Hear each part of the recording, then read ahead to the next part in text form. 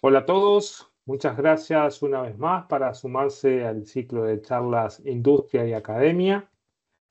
Para nosotros es una instancia súper interesante porque lo que busca con este ciclo es de alguna manera sensibilizar a los colaboradores de todas las empresas de la industria sobre las necesidades que hay en la academia de generar docentes para poder generar más talentos. Hoy tendremos una charla que es Enseñanza activa, nuevos modelos de formación universitaria por parte del equipo de UCUDAL. La estará llevando adelante Isabel Varela, que es maestra, que tiene una maestría en intervención de psicopedagogía y tiene un doctorado en educación de la Universidad de Sevilla. También es la directora del Centro Ludus de la universidad. Y nos acompaña junto con Isabel José Abadí, que es ingeniero en informática, tiene un MBA y además es el director de las carreras de informática. Así que, sin más, yo los dejo con ellos. La dinámica es la de siempre. Primero tendremos la presentación de Isabel y de José y luego vamos a tener una instancia de preguntas y respuestas para darle dinamismo a esta presentación. Así que, sin más, nos vemos sobre el final. Adelante, José, adelante, Isabel.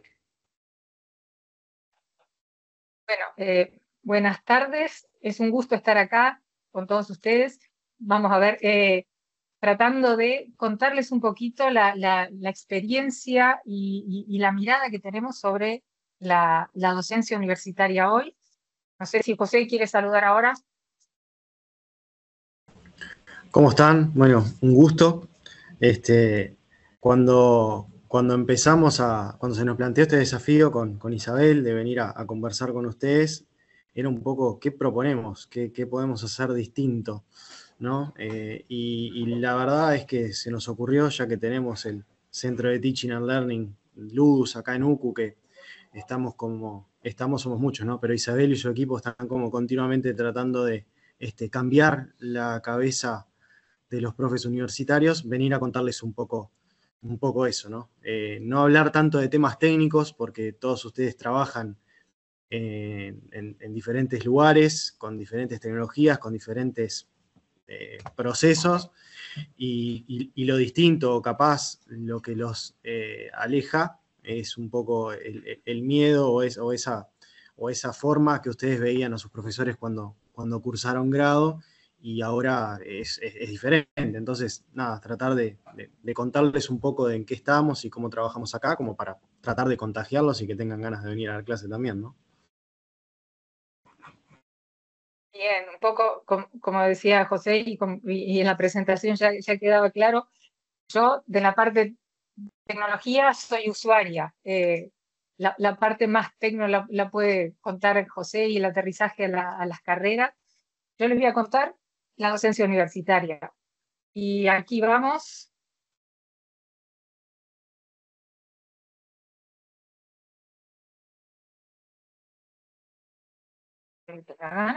Ahí está. Bien. Eh, Voy a empezar pidiéndoles a ustedes que piensen un poquito. Todos quienes estamos acá pasamos por la vida universitaria y tenemos experiencias. Entonces yo les pido que ingresen a este QR, es un Menti que les va a llevar a unas preguntitas para que pensemos un poco y nos pongamos en el lugar de lo que vamos a conversar. Una vez que entren, vamos a compartir.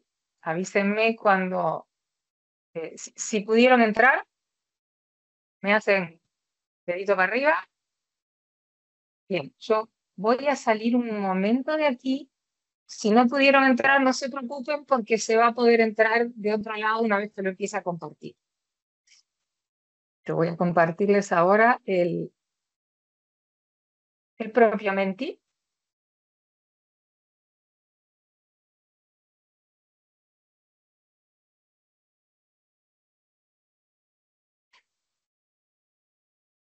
Ahí la idea era preguntarles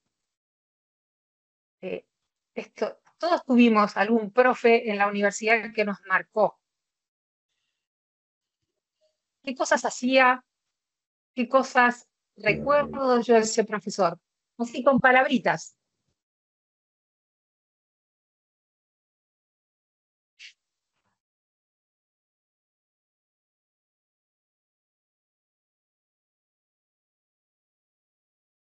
Bien, entusiasmaba. Era exigente, bien. Contagiaba, daba un plus al programa, bien. Innovador, compartía experiencia, humanidad, aplicaba, involucraba, sabía muchísimo, bien. Son todas cosas muy buenas. Además, estoy segura que cada uno está pensando en ese profe. Bien, miren cuántas cosas. Claramente, todo esto es lo que se valora en la docencia universitaria. Uno desearía que todos los profesores que tuvimos hubieran tenido estas características. Sabemos que no pasó, pero aquel que de verdad nos entusiasmaba, que era innovador, que nos sabía transmitir, que nos traía su experiencia al aula, de ese profe nos acordamos. Ahora les voy a pedir, vamos a pasar a otra preguntita. Es su pasaje por la universidad. Yo les pido que piensen esto. ¿Cuán cierto es? ¿Sí? Y acá tenemos una serie de ítems que ustedes van diciendo cuán en desacuerdo o de acuerdo están en que eso sucedió mientras ustedes estudiaban.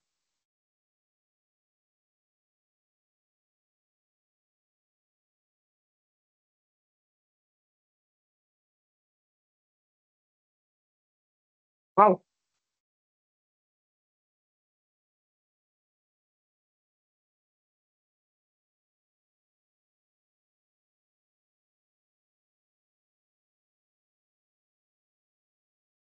Bueno, aprender fue complicado. Bueno, ahora nos corrimos más al medio, estamos más.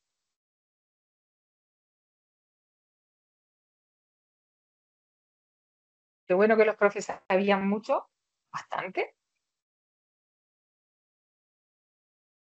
Se nos va moviendo el no sé para qué aprendí algunas cosas. Ahí estamos, a medio camino.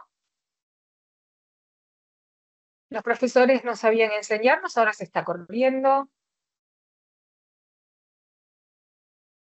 Aprendimos mucha teoría y poca aplicación.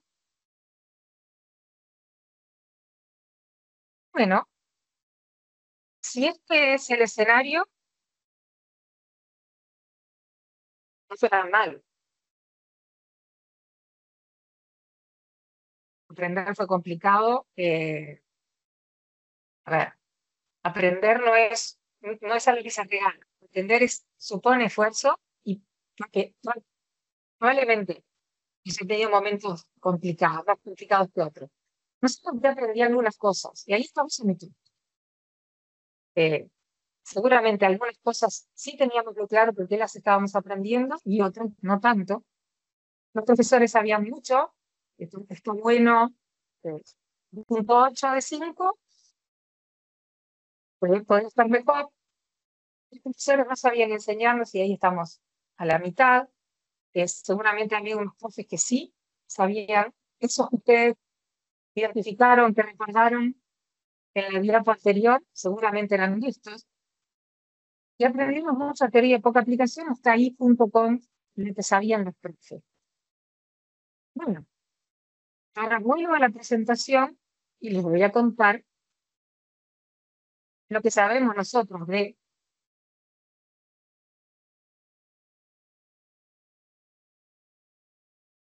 una cuestión que tiene mucho sentido lo que ustedes fueron recordando aquí. Los profesores en la historia de la humanidad, lo que han hecho es entender a los estudiantes, saber qué es lo que los estudiantes necesitan, saber cómo los estudiantes aprenden. Lograban acompañar a sus estudiantes para que desarrollaran el aprendizaje más alto y mejor posible. Eso es lo que nosotros hoy reconocemos como un buen profe. Y eso que ustedes, esas características que ustedes fueron diciendo, compasan muy bien con todo esto. Sí, Isabel, Sí, ¿sabes que nos están ¿sí? diciendo que se escucha algo cortado? ¿Puede ser? A ver ahora. Creo que ahora Si sí. no, bueno, Creo que fue nada, aproximarse al micrófono. un momento, bueno. Los profes enseñan, eso es algo que lo tenemos claro. ¿Y la enseñanza qué es? La idea que teníamos antes, en la forma tradicional de enseñar, que es lo que yo sé y tengo, te lo paso, y ahora vos encargarte de ver cómo lo ajustás a los esquemas que tenés. Eso sabemos que no funciona. Lo que tiene que hacer quien enseña es promover un entorno para que la persona que tiene que aprender pueda aprender. Entonces, con un director técnico, el profe lo que tiene que hacer es disponer las cuestiones en la cancha, preparar el terreno, acompañar y asistir a quien está aprendiendo. Ese es el modelo de profe que queremos impulsar, porque es el que nos pide, la evidencia nos pide hoy que así es como funciona y que los estudiantes terminan aprendiendo.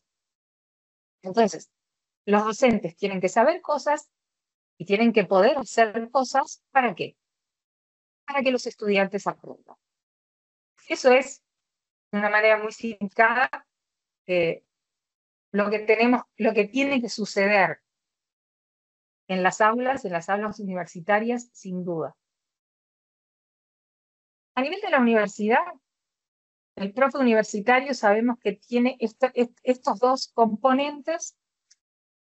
Cualquier tipo de docencia los tiene estos dos componentes. Uno es conocer de lo que tengo que enseñar, es el saber disciplinar, y conocer cómo tengo que enseñar. Ahora, cuando llegamos a la universidad, esta ecuación se complica un poco, porque los profes que llegan a la universidad, los profes universitarios, no se formaron para saber enseñar, sino que se formaron dentro de su disciplina.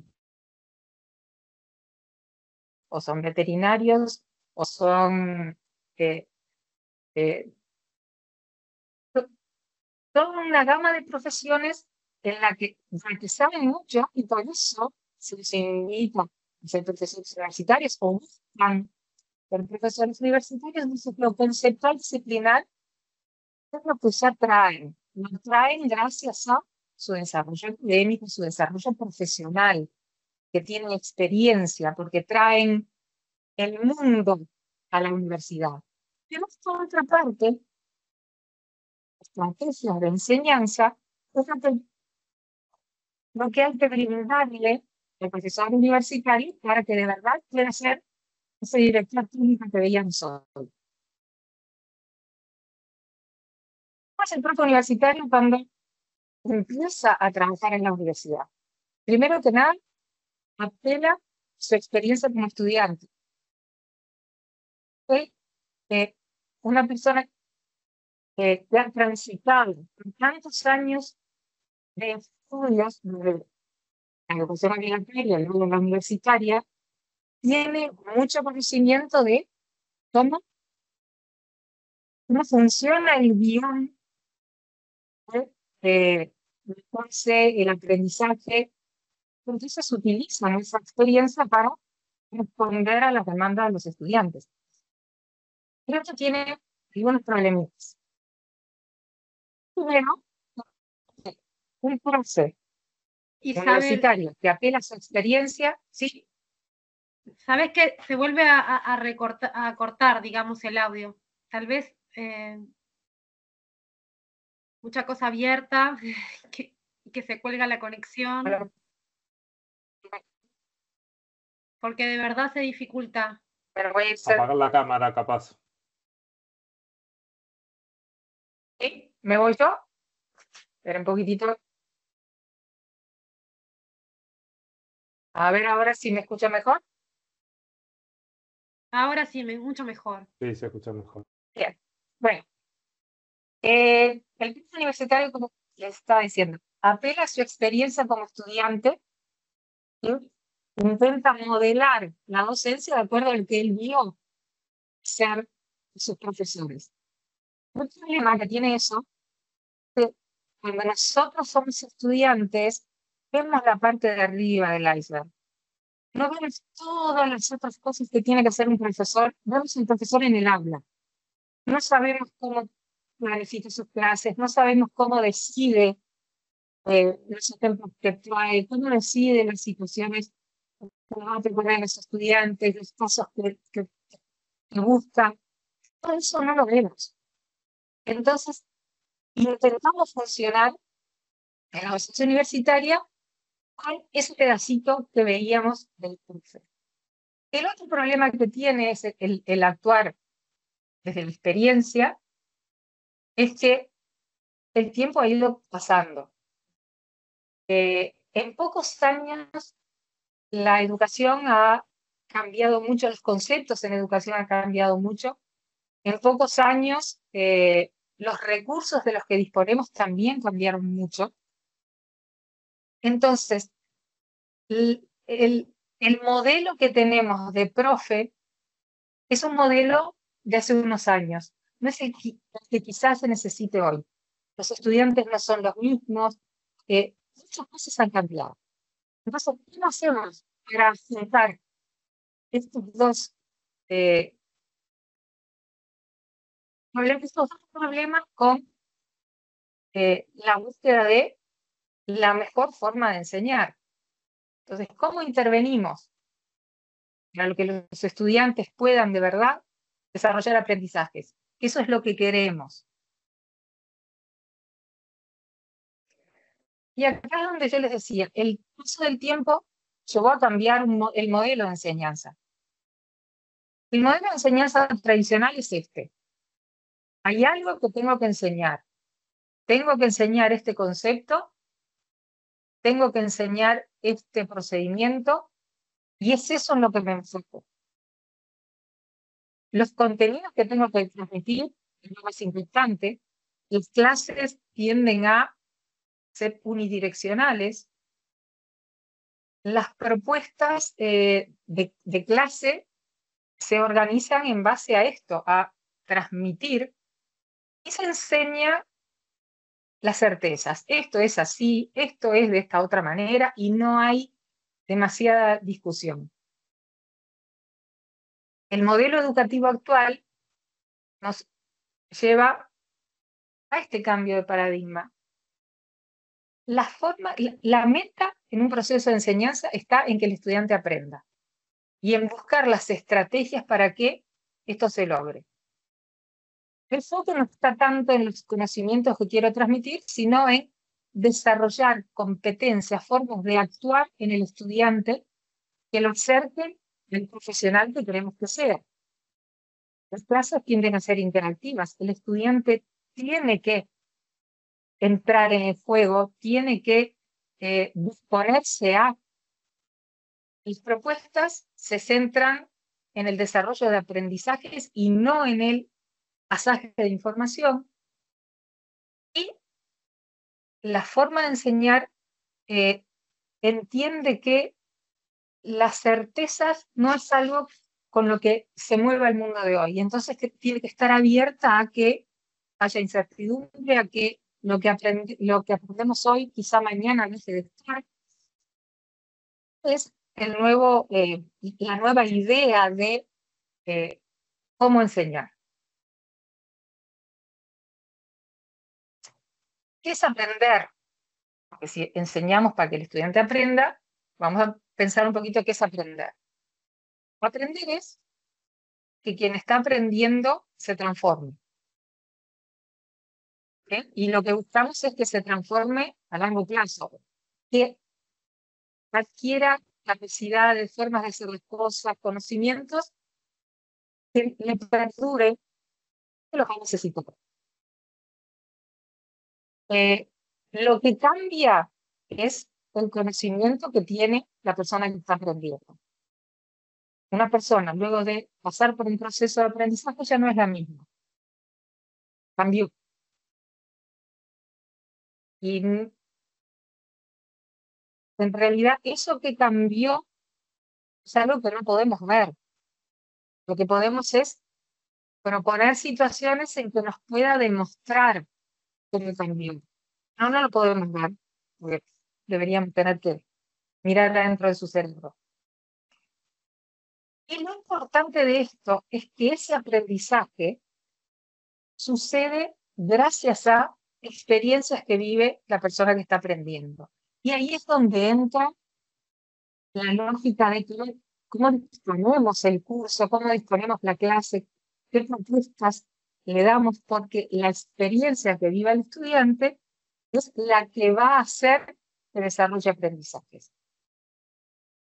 Y esas vivencias son las interacciones que se producen dentro del aula, es cómo dispongo la plataforma para que el estudiante trabaje en la plataforma, cómo se generan trabajos interactivos dentro del aula, y siempre buscando que ese acercamiento, esas experiencias que tenga la persona que está aprendiendo sean lo más parecidas posible a lo que sucede en el mundo real. Cuando estamos hablando en la universidad, las experiencias que más se parezcan al mundo de la profesión, al mundo laboral, son las mejores para desarrollar aprendizajes. ¿Qué experiencias ofrecerle a los estudiantes? Acá voy a poner dos warnings, ¿no? Atentos a esto. No todas las experiencias son lo mismo. Hay que elegir formas de disponer el aprendizaje del estudiante para que de verdad sea un aprendizaje de largo plazo, que sea significativo, que le aporte a su desarrollo hacia la profesión.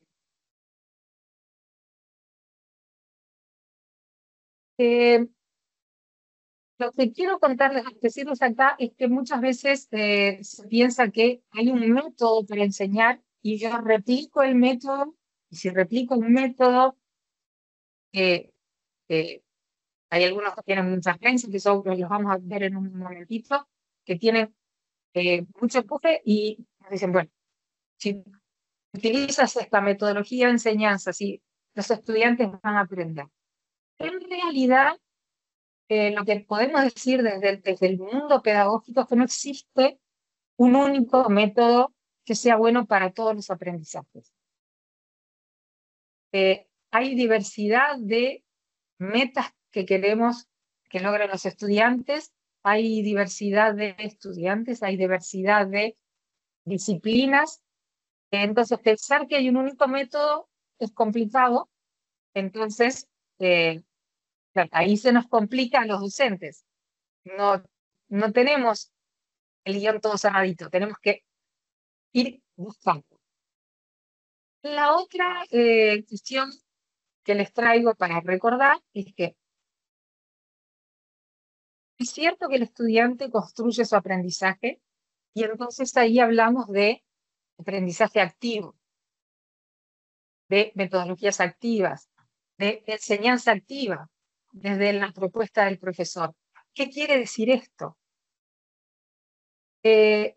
A veces se piensa que la enseñanza, el aprendizaje activo es que el estudiante esté haciendo cosas.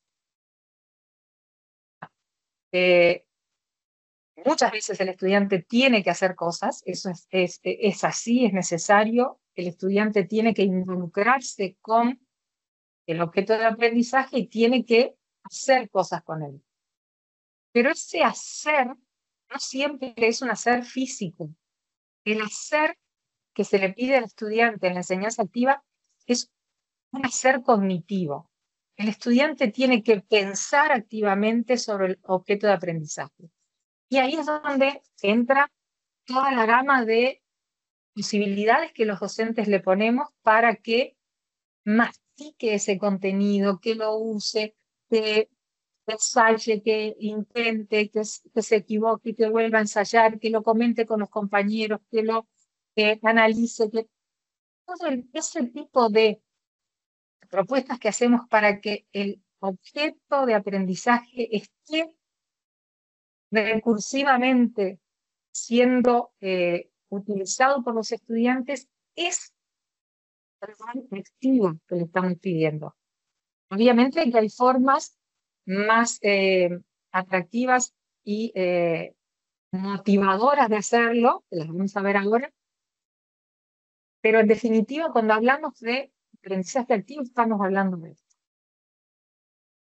De que aprendemos algo cuando lo masticamos y lo tenemos en la mente, lo usamos, lo repensamos. Vamos a ver ahora cómo es que funciona.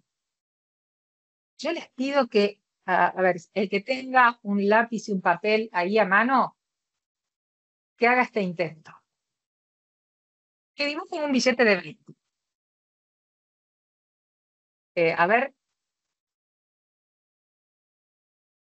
dibújenlo y el que quiera lo muestra después.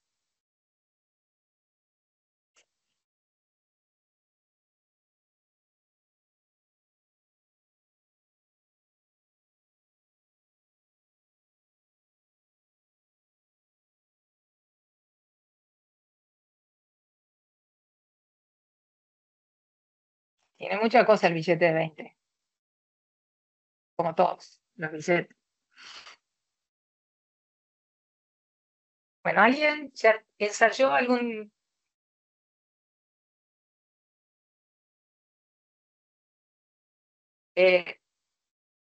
¿Alguien que quiera contar algo de lo que pudo lograr con el billete de 20? Abra micrófono y cuenta.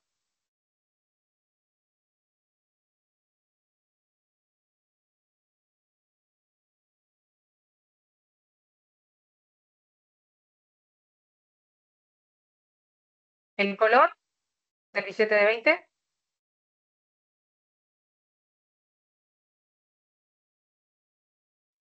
Verde. Verde, bien. ¿Qué más tiene? En las esquinas dice 20. La esquina dice 20. Tiene una No, figura. tiene una figura, exactamente. ¿Se Tiene acuerdan números quién de es? serie. Sí. Bueno, ahí no. No, la figura. No Zorrillo. recuerdo. Zorrilla. Miren qué bien que se ve. Bien. No se ve nada. Bueno.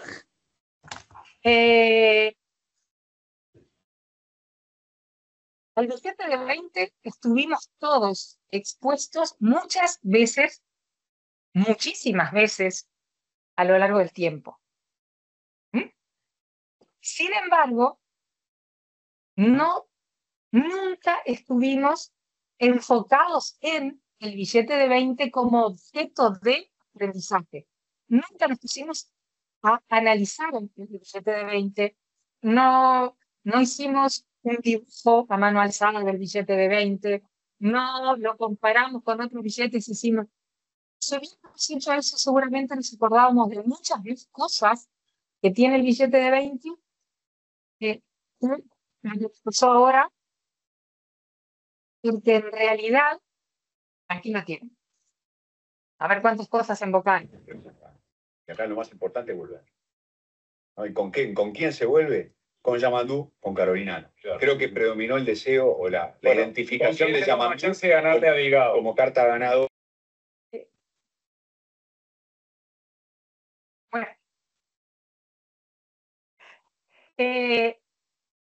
Lo que les decía, este objeto es un objeto con el que estuvimos en contacto muchas veces. Sin embargo, como nunca fue masticado cognitivamente, nunca pensamos en él de forma recursiva. Lo que conocíamos de él son pocas cosas, lo que recordamos. Sí sucede con el aprendizaje. no alcanza con exponer al estudiante a una idea, a un concepto, a un procedimiento. Eso no hace que inmediatamente el estudiante lo aprenda. El estudiante, para poder aprenderlo, para poder generar aprendizaje a largo plazo, necesita enfocar su atención en ese objeto y analizar y hacer operaciones mentales sobre el objeto. Esa es un poco la idea para demostrarles que el aprendizaje activo supone una actividad cognitiva con operaciones cognitivas sobre el objeto de aprendizaje. Ahora, eso es el aprendizaje activo. Como desde la enseñanza podemos favorecer que el estudiante tenga una forma activa de aprender. Bueno, tenemos que saber que la forma de enseñar tiene que centrarse en que el estudiante sea el que participe todo el tiempo y que esté involucrado en lo que sucede en el aula. Para eso hay que tener en cuenta una cuestión motivacional. Tenemos que entender que el aprendizaje es algo que sucede en el estudiante y por lo tanto tenemos que intentar llevarlo hacia desarrollos cada vez más autónomos, más autorregulados, que se sienta responsable de el rol de aprendiz, porque el modelo de el profe que enseña y el otro que recibe ya no existe más. El estudiante se tiene que comprometer con ese aprendizaje y nosotros como docentes lo vamos acompañando. Lo que se busca es generar aprendizajes significativos, profundos y duraderos. Que el estudiante pueda aprender 3 definiciones y volcarlas en un examen que le vamos a hacer al otro día, eso no nos asegura aprendizaje. El aprendizaje de verdad es el que dura en el tiempo. Los estamos formando para la profesión, los estamos formando a largo plazo. Más allá de que la profesión les va a exigir después ir haciendo caminos de reaprendizaje permanente, pero tenemos que tender hacia eso. El proponerles situaciones del mundo real, cuanto más auténticas, verdaderas y realísticas sean, mejor. Cuanto más conectadas con la profesión, mejor, porque ponemos al estudiante a aprender en el contexto en el que va a tener que desenvolverse. La interacción con otros es fundamental, entonces disponer aprendizajes junto a otros es una de las mejores formas de aprender. El profesor pasa de ser el centro a ser alguien que tutorea, diseña el proceso de seguir el estudiante, lo tutorea, lo modela, le muestra cómo, lo empuja, le facilita experiencias de aprendizaje. Y la enseñanza activa puede tener una incorporación de tecnologías. A veces aparecen las tecnologías, otras veces no. Sin embargo, yo acá tengo que decir que en el mundo que vivimos hoy, que no aparezcan las tecnologías en el aula es algo medio raro. Las tecnologías están en todos lados. No incorporarlas en un proceso de enseñanza es casi que olvidarse de esto de las situaciones realísticas.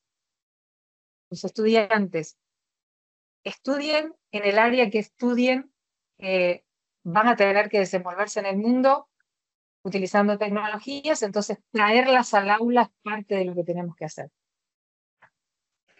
Y acá se abre todo un abanico de qué metodologías de enseñanza activa existen. Existen muchísimas, y eso que yo les decía hoy, no hay una sola que sea la buena, la verdadera, la que resuelve todos los problemas. No, hay muchas metodologías de enseñanza. Está el aprendizaje basado en problemas, donde lo que se plantea es un problema con consistencia, que sea lo más realístico posible, y se intenta que el estudiante tenga que resolverlo, Para eso tiene que buscar información, manejarse. El aprendizaje basado en casos es identificar los componentes de un caso paradigmático, analizarlo, sintetizarlo, buscar información sobre ese mismo caso y sus componentes. Aprendizaje basado en proyectos, que esto es identificar una necesidad y generar un proyecto para trabajar en grupo con finalidades claras. El estudiante tiene que darle cuerpo a ese proyecto a través de completarlo conceptualmente. El aprendizaje cooperativo lo que busca es acercar al estudiante al mundo profesional. Hoy en día el mundo profesional es muy de trabajo cooperativo, entonces el aprendizaje cooperativo busca eso. La clase magistral, y acá decimos, ¿cómo? La clase magistral también puede ser enseñanza activa, pero sí, también puede. Todos, así como les pregunté hoy, el profesor que recordaban, si yo les pregunto una conferencia que les voló la cabeza, todos tenemos una. Porque hay formas de generar una exposición que sea, que apele a que la persona que la está recibiendo tenga que hacer un clic cognitivo permanente, y eso es enseñanza activa.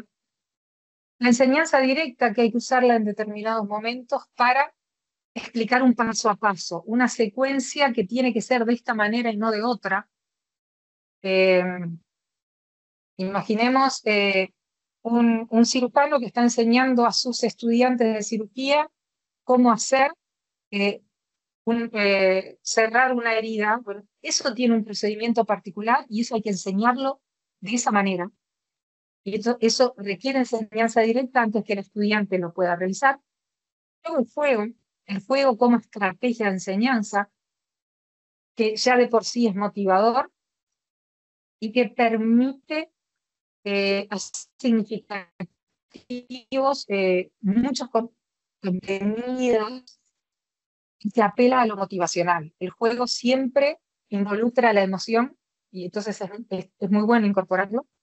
Y luego la simulación. La simulación es una manera controlada de poner al estudiante en situación real, sin evitando los riesgos que tiene la realidad para alguien que no tiene todavía experiencia. Entonces la simulación lo va a hacer cuando el piloto de avión, por ejemplo. Isabel, Sí.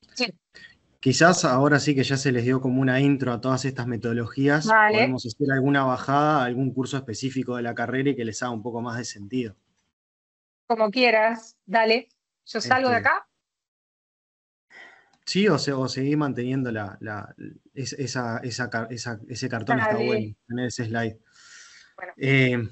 A ver, como bien decía Isabel, muchos de nosotros cuando pasamos por la universidad, yo tenía un profesor que decía, voy a hacer el show del yo sé mucho, y te llenaba 4 pizarrones, y después te ponía 2 parciales, y te corregía el último día de clase, tenías las notas, y eso era tu pasaje por la materia, ¿no? Entonces, de esta forma se tiene más como un goteo con este tipo de metodologías, y obliga al estudiante a que vaya mucho más encima de las asignaturas. Para ver un caso concreto, la mayoría son de informática acá o de computación, ¿saben? Si les hablo de algoritmos, todos entiendan, ¿no? ¿Se acuerdan más o menos? Está perfecto. En el curso de algoritmos, no sé, acá en la UCU se ven listas, pilas, colas, grafos, árboles, ¿no? Entonces, para cada uno de esos temas, que si se acuerdan eran bien ásperos, se genera una unidad temática. Y cada unidad temática, el estudiante entiende que tiene que seguir un patrón, ¿no? El patrón es, tengo que, antes de empezar la unidad de listas, leer un paper, leer un capítulo del Ajo o del Waze, preparar algo, correr un pedazo de código, aprender Java, lo que fuera. Eso pasa antes de la clase. Y cuando llegan a la clase, ellos ya saben lo que tenían que preparar para estar a la altura ese día, ¿no? No es que vienen con con la cabeza en blanco de hoy me va a sorprender el profesor con 4 pizarrones y no sé de qué me está hablando. Yo ya vengo preparado a la clase.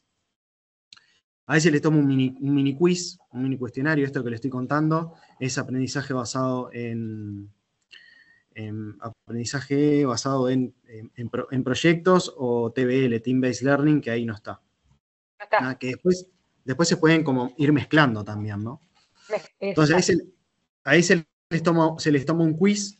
Ese pequeño quiz es un control de lectura. El mismo quiz lo vuelven a hacer en equipo, y cuando lo hacen el equipo genera, fuerza esa discusión de yo puse la A, yo puse la D, ¿por qué? Vamos a corregirlo, y en esa discusión entre pares se genera aprendizaje.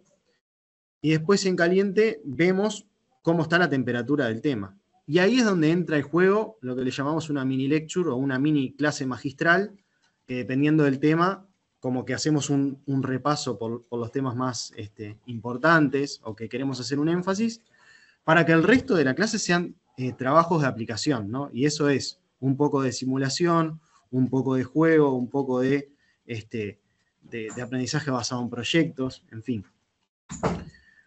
Y el rol del profesor ahí pasa más de ser el amo y el dueño de la verdad, a un moderador, un generador de debates, alguien que sabe qué repreguntar, y también en un arquitecto, porque tiene que diseñar ese encuentro, ¿no? No es yo vengo a la clase, lo cual también lleva a que hay bastante trabajo previo, por lo menos en las primeras veces que das el curso, de bueno, esta clase yo espero que sucedan estas cosas en estos tiempos.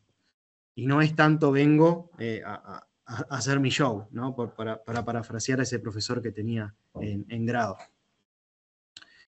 Eso lo que va haciendo también es que va generando mucha evidencia del aprendizaje, porque tenés los quizzes, tenés los entregables de los trabajos de aplicación. Si estás usando ABP, aprendizaje basado en proyectos, donde vos tenés un proyecto que es como el hilo conductor, esto lo hacemos, por ejemplo, en programación orientada a objetos, tenés un hilo conductor que es el proyecto, ahora estamos haciendo un juego de Pokémon, ¿no? Y a medida que vamos viendo los distintos principios sólidos y GRASP, vamos como volviendo a visitar el proyecto, refactoreando el código e incorporando esos nuevos conocimientos. Entonces ahí tenés un entregable adicional.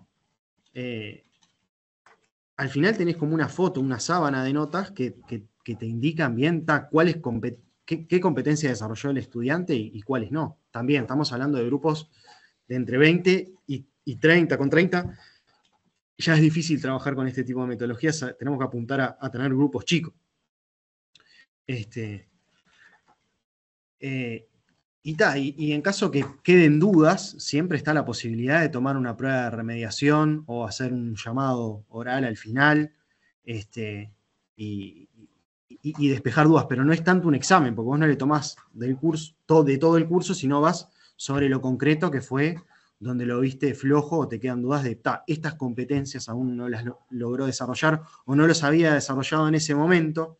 Pero, por ejemplo, en algoritmos que es acumulativo, si le fue mal en listas, que es al inicio, pero al final en grafos le fue bien, y bueno, grafos para la implementación tiene que utilizar y dominar las listas, le fue mal al inicio, pero tuvo un proceso de modulación, evidencia, si le va bien con esto último, que lo primero lo tiene que tener mucho más incorporado. Entonces se dan distintas como las dinámicas de evaluación y validación de que el estudiante adquiere las competencias que queremos que vayan adquiriendo. No sé, un poco por ahí, no sé si se entendió, si tienen alguna... Un poco para reforzar esto, ¿no? En la enseñanza activa, el peso está en el aprendizaje del estudiante. El estudiante es el actor principal. Y esto que decía José, y poder tener varios momentos durante el proceso de aprendizaje donde puedo tomar la temperatura de cómo va, evidenciar cómo está aprendiendo el estudiante como para poder ver qué está necesitando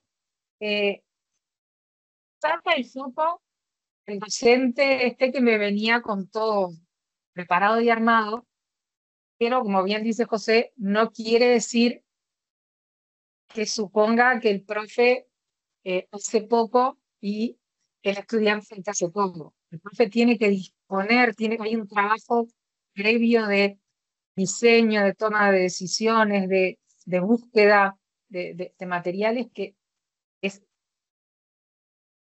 es mucho más interesante que el modelo anterior de te cuento todo lo que sé, porque es un desafío para el profe, es un desafío que está muy bueno, esto que yo aprendí, ¿cómo puedo encontrar estrategias para que el estudiante lo aprenda también y lo aprenda de una manera más cercana a como lo aprendí yo?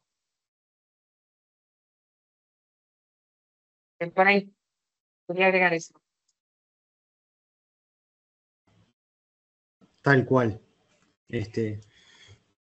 Sigamos. Si no, les puedo mostrar. Depende un poco también qué les interesa ver. O sea, tenemos esta pauta armada, pero también, si quieren ver, por ejemplo, Sí. cómo tenemos estructurada una materia en el Moodle con esta metodología, se lo mostramos sin problema. Decirles también que venir de una escuela y decir, tengo que dar clase y además se espera que haga todo esto, no es así. Los cursos ya están armados. Cuando se incorpora un profe nuevo, siempre se le hace un onboarding, se lo acompaña mucho, tanto desde el U como desde la dirección, o eso intentamos, ¿no? Y bueno, la idea es que sea una transición suave, porque son dos mundos distintos. Ahí les dejo la pelota en su cancha a ver si seguimos con este track o, che, capaz que está bueno que nos muestres cómo tenés armada la materia de algoritmos o otra que interesen ver, o si hay alguna duda que les haya quedado dando vueltas después de esta primera parte, paramos. Ahí hicieron una pregunta. ¿Tienen ejemplos de simulaciones? Pregunta Viviana. ¿A qué te referís con simulaciones, Viviana? No, preguntaba por estas metodologías activas que mostró la docente. Uno de ellos decía simulación. Sí. Sí. ¿Cómo se puede implementar eso? Claro, simulación es muy amplio y puede ir desde uso de tecnologías muy sofisticadas hasta uso de actores o personas que simulan ser un cliente o simulan ser un paciente. Depende de las posibilidades que tenga la carrera, que tenga las posibilidades y recursos también, porque hay simulaciones, por ejemplo, en carreras como las carreras de salud, tenemos los cuerpos, los muñecos que tienen todas las constantes vitales que funcionan, y el estudiante aprende a poner inyectables, aprende a leer las constantes vitales, aprende a trabajar sobre un cuerpo sin estar el cuerpo presente. Después hay otros que son más básicas, como te decía, también en salud se utilizan actores para que los estudiantes aprendan a hacer una entrevista a un paciente. Y hay otras simulaciones que son más complejas tecnológicamente, como el simulador de vuelo, simulador de manejo vehicular. Te puedo poner un ejemplo mucho más cercano, Viviana. Sí. Tenemos una materia en la carrera que se llama reto, que el nombre no te dice nada, pero que en realidad tenemos del 1 al 5, y tienen que hacer 5 retos para recibirse de ingeniero. Entonces, lo que tratamos de simular ahí es una software factory, ¿tá? Porque se arman grupos intergeneracionales donde cada estudiante va asumiendo roles diferentes, ¿no? Por ejemplo, en reto 1 asumo más un rol de QA exploratorio y, no sé, desarrollador front-end junior. Y cuando voy a reto 5, ya pasé por otros roles y termino siendo senior backend y además de construir un producto que lo arrima a una empresa o lo generamos de acá dentro de las necesidades de alguna de las unidades de UCU, ese estudiante tiene el deber de traccionar a los estudiantes de primero, ¿no? Y de interactuar con el equipo de back, de front, ¿no? Con el equipo de DevOps. Entonces, ahí lo que estamos simulando es una software factory entera. Otro ejemplo más cercano, en una materia de CyberSec, simulamos con un software de Harvard, que sos el CISO de una empresa y te hackean el sistema, ¿qué pasa? ¿No? Y ahí vas tomando distintas acciones, eso es lo que decía Isabel, es un software mucho más sofisticado en el sentido de que alguien pensó todos esos pasos ¿no? Y se van incorporando como distintos actores, te va llamando el gerente general, después te llama el técnico, después te comunicas con el que te hizo el que te avisó, notificó la incidencia, entonces como que vas pasando por todos esos lugares, y bueno, eso es otra forma de utilizar simulación. La simulación lo que busca siempre es un escenario lo más parecido posible al real, controlando las variables de riesgo, o sea, controlando la relación con un tercero, dando cierto marco para el que dentro del que trabajar, pero la realidad de la simulación es que es prácticamente reproducir el mundo profesional. Mira, ahí Walter hizo una pregunta que me parece interesante. A ver, el rumbo se lo vamos dando nosotros, que es lo que pasa justamente en esto de la enseñanza activa, ¿no? Tenés un roadmap, tenés un objetivo, voy a ir a sociabilizar todos estos conceptos con ustedes. Isabel hizo su entrada magistral y ahora estamos más en una etapa de, bueno, discutamos. Entonces, lo que dice Walter es, tengo una pregunta, aunque no quiero disparar el rumbo de la charla, lo disparamos y que nos lleve a donde nos lleve. Respecto al involucramiento del estudiante en su proceso de aprendizaje, ¿no depende en esta metodología de aprendizaje activa de la personalidad del alumno? Entiendo perfecto igual que como profesional va a tener que ser proactivo. A ver, desde el día 1 les marcamos, muchachos, estudiantes, ustedes son los responsables de su aprendizaje. Y nada más que ustedes. O sea, nosotros le damos los recursos, le proponemos dinámicas, pero después el cuánto van a poder avanzar es hasta donde le quieran dedicar. Y voy con un ejemplo. Hay una materia que se llama TICUO, que es Taller de Introducción Interdisciplinaria en Ingeniería, que es ABP, Aprendizaje Basado en Proyectos, y siempre ellos proponen distintos proyectos de ingeniería para trabajar de forma con la gente de alimentos, con la gente industrial, con la gente de informática, y ese semestre surgió la idea de hacer un termo inteligente, que te fuera indicando cuánta agua tomaste, cuánta agua te falta tomar, y te daba otros indicadores más. A ver, hubo grupos de estudiantes que hicieron lo que pudieron, y hubo un grupo de estudiantes que se recontramotivaron y le terminaron, primero, trabajamos con Arduinos, desoldaron el Arduino, lo metieron adentro de la tapa, le pusieron al termo carga inductiva, o sea, todas cosas que estaban fuera del scope, pero que tenían la energía y la voluntad de hacerlo, hagan y exploren. O sea, les quedó buenísimo el prototipo. Lo que quiero decir ahí es que al principio les cuesta, porque vienen con un mindset más liceo, clase magistral. Después del primer año, como que ya enganchan de que si no me preparo para estar en la clase, no voy a poder hacer lo que el profesor tiene planificado. Y cuando eso no pasa, sobrecargo a mis compañeros. Que después hay una herramienta, por ejemplo, de evaluación de pares, donde al principio son medios tímidos y dicen, no, buen alumno, no sé qué. Pero ya después cuando entienden por dónde va la cosa, no, fulano de tal no hizo nada, ¿no? Y paf. Entonces ahí empiezan a saltar esas cosas y ellos mismos ellos mismos vienen ya con esta forma de trabajo. Y a las materias donde todavía no tenemos del todo implementado, porque hay que ser realistas, esto es un cambio que requiere mucho esfuerzo, si bien hace pila de tiempo que lo venimos traccionando. Cuando viene un profesor y le dijimos, che, armá la materia por acá, pero capaz que hizo otra cosa, profe, ¿cuándo vamos a tener el RAT? Que el RAT es Readiness Assurance Test, que es esta prueba de ok, leí. Y los profesores me contactan y me dicen, José, me están pidiendo esto. Digo, ¿te acordás que hablábamos de metodologías activas? Ah, sí, bueno, para que vemos un poco cómo le damos la vuelta y cómo lo encauzamos.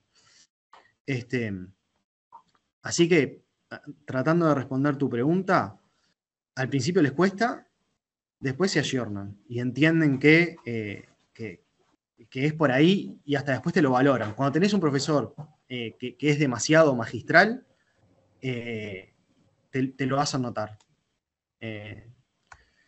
Y como que disfrutan más del tipo de actividades que vos les propones en el aula. Y a ver, los 2 parciales, particularmente en mis cursos, los sigo manteniendo, pero son 2 notas más de 20. Hay otro montón de cosas que pasan en el aula, como que no pierdo. No es, saqué los parciales y ahora no sé qué pasa. No, siguen teniendo un orden y de vuelta ahí, en un proceso que estamos, me junté con empresas que tienen pasantes de la carrera y el feedback fue positivo, o sea, están aprendiendo, no es que no, más allá de toda la evidencia académica que puede llegar a compartir Isabel, o sea, hay otra que es empírica y es, los chicos salen de acá, se ponen a trabajar y pueden resolver los problemas. Entonces, esto está funcionando.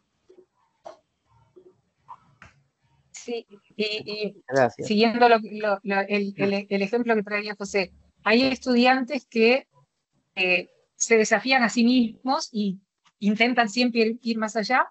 Hay otros que lo justo, y hay otros estudiantes que les cuesta más el compromiso, entender que el rol que tiene, tú decías, José, al principio les cuesta, ¿sí? Porque vienen del modelo de me siento y escucho, o espero que alguien me traiga el conocimiento.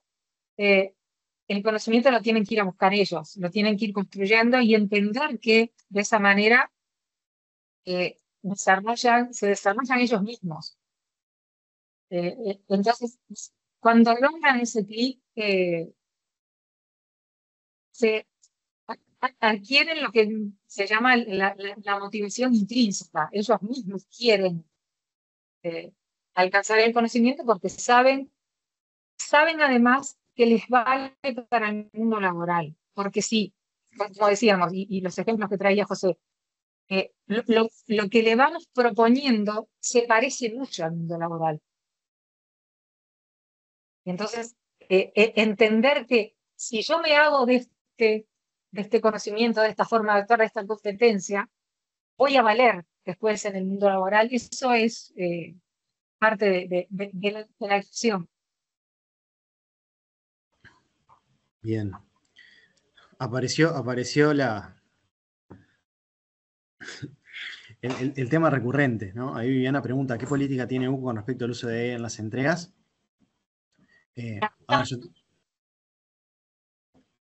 Capaz que te puedo hablar de la carrera. A ver, esto está caliente todavía y se mueve muy rápido. A lo que hemos llegado en los cursos, es decir, esto es una herramienta más, úsenla con sabiduría. ¿Qué quiere decir esto? Si lo usan como única fuente de información, no van a aprender nada, y después cuando llegue el parcial, que es donde no pueden utilizar IA, o si le hacemos una prueba corta en papel, que muchas veces lo hago, ¿no? Proyecto 3 preguntas muy sencillas de temas que estamos viendo, y es, decime en tus palabras qué entendiste de esto. Y si me haces un informe que está precioso, pero no podés responder esas 3 preguntas, alguien está mintiendo. Entonces, para todo lo que es entregas formales, tenemos en los sílabos puestos de que si utilizan alguna plataforma de IA, tienen que poner la plataforma, la fecha, ¿no? Como citando a un autor. No norma zapa, pero... Y el prompt que le pusieron, y bueno, y con eso está, ok, esta parte es de IA. Con respecto a los parciales o las pruebas individuales, ahí está prohibido y hemos detectado casos de plagio, y ahí hay todo un tribunal y, ¿no?, mucho terrorismo también, ¿no? Agarraron a uno, entonces me contengo más o me aguanto de tratar de copiar, pero es copia. Entonces, un poco en suma es, para el estudio lo pueden usar, hay algún paper de Harvard que te explica cómo usarlo como una herramienta, generándote un cuestionario, tratando de utilizarlo como un compañero de estudio más que de una fuente de verdad. Pero hay que convivir con eso y estar atentos. Y el mensaje también ahí es, de vuelta, si toda tu carrera la hizo una IA, ¿qué es lo que estás haciendo con tu vida? Porque lo que queremos generar acá son seres, capacidades de pensar y resolver problemas, ¿no? Básicamente como la base del ingeniero. Entonces, si no te pasaste esto por el cuerpo, porque podemos ver el aula también como un simulador y un lugar donde equivocarse está bien, y te vas a recibir y no vas a haber aprovechado esto, ¿no? Ahí se va a dar después lo va a tener que terminar de incorporar de una forma más difícil. Pero dudo que lleguen a avanzar tanto en la carrera sin que los agarremos en temas de plagio.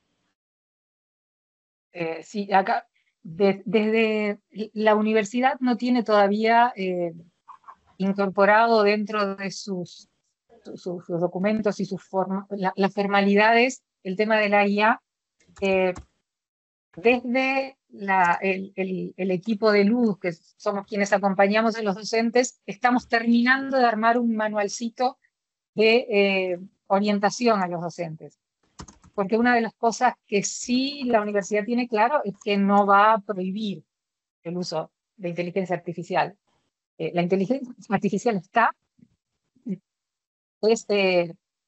es una herramienta, un instrumento más que podemos usar los docentes en nuestro rol de docente y lo usan los estudiantes. Sabemos que lo usan.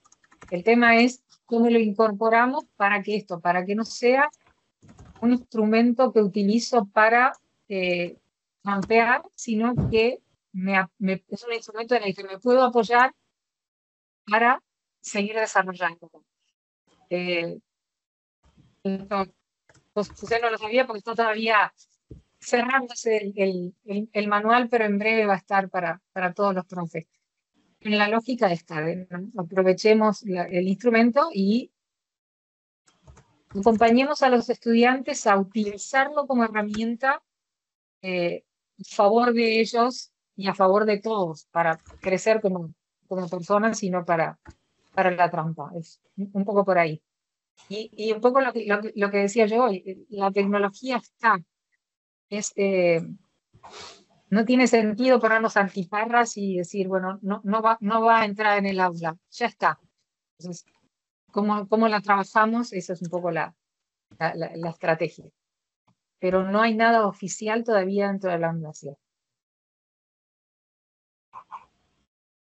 Perfecto, se nos está yendo el tiempo. Tenemos una última pregunta ahí por responder de Enrique Say, que dice: me parece que es importante enseñar a utilizarla porque es una herramienta más de la actualidad y hay que aprender a utilizarla de la forma correcta, ¿no? Creo que va un poco en las palabras que decías. De acuerdo.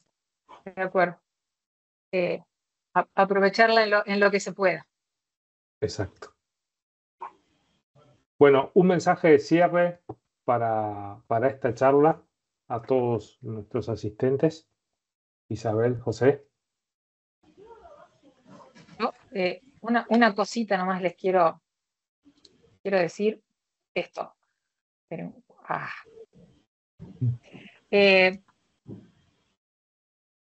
Adventure Time.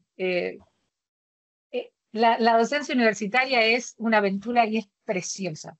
Es todo esto que contaba José de cómo pienso, qué estrategias utilizo, cómo las busco, de verdad es una de las cosas gratificantes.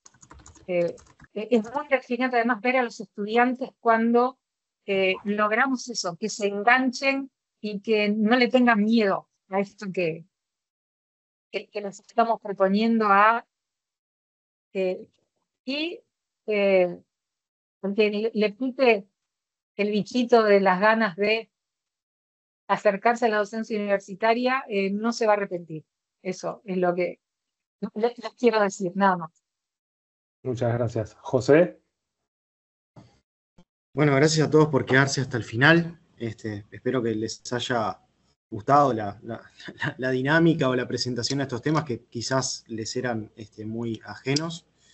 Y tal cual lo que dice Isabel, es muy gratificante el dar clase, el ver cómo los chicos progresan y uno aprende un montón también, ¿no? En esto de que uno no es el dueño de la verdad, como que libera un poco, ¿no? No es tan esa figura de el grado 5, el que todo lo sabe, sino es el profesor, es un referente, sabe de estos temas, pero se puede equivocar. Y está bien que se equivoque y que pida disculpas y que lo traiga mejor preparado para la clase que viene. Entonces, como que se genera ese clima de respeto en el aula y un lugar de contención, un lugar que es de aprendizaje, tanto para los estudiantes como los profesores. Así que el que tenga ganas, refuerzo las palabras de Isabel, que se arrime, que lo vamos a recibir con los brazos abiertos. Perfecto. Muchas gracias, Isabel. Muchas gracias, José. Muchas gracias a todos ustedes por sumarse a este ciclo de charlas. Muchas gracias y nos vemos en la próxima. Hasta luego. Chau, chau. Muchísimas gracias. Hasta la Chau, chau.